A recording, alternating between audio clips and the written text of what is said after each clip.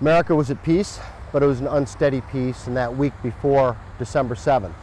We were still struggling in the depths of the Great Depression, although unemployment for the first time had actually dropped below 10%.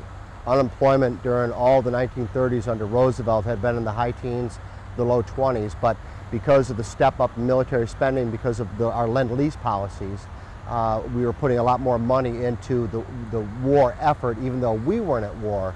And this was helping to stimulate the economy and in the war industries in Detroit, munitions, shipbuilding, all those things that were churning out what we were referring to then as the emergency. We didn't call it the World War because we weren't involved. It was called the national emergency, or it was called the emergency.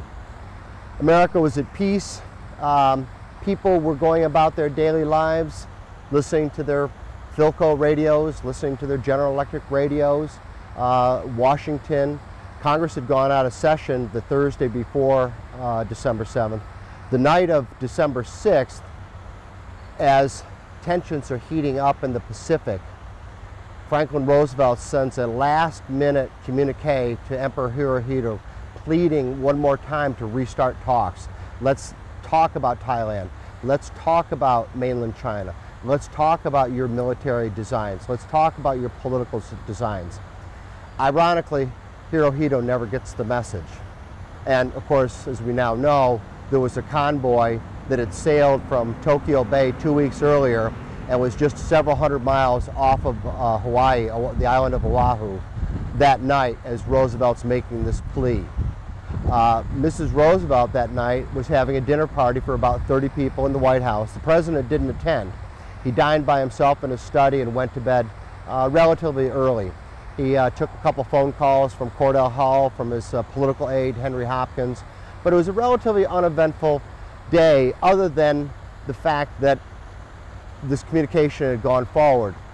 On Saturday the 6th, people were looking forward to the NFL games the next day. The Redskins were playing a meaningless game against the Philadelphia Eagles. They were still struggling through another losing season. The NFL championship was going to be, the Giants had already won the Eastern Division. The West was yet to be decided between the Packers and the Bears. The winner of that game would then meet the Giants for the NFL championship later in December. But this country was pretty much, you know, children were going to school, but there was still a lot of deprivation. There was still a lot of poverty. Right here in Washington, D.C., right here in our nation's capital, after 8 years of all the spending of the New Deal, there was still widespread poverty. Something like 50% of all enlistees who tried to enlist in the U.S. military were rejected either because of bad teeth or because they were undernourished.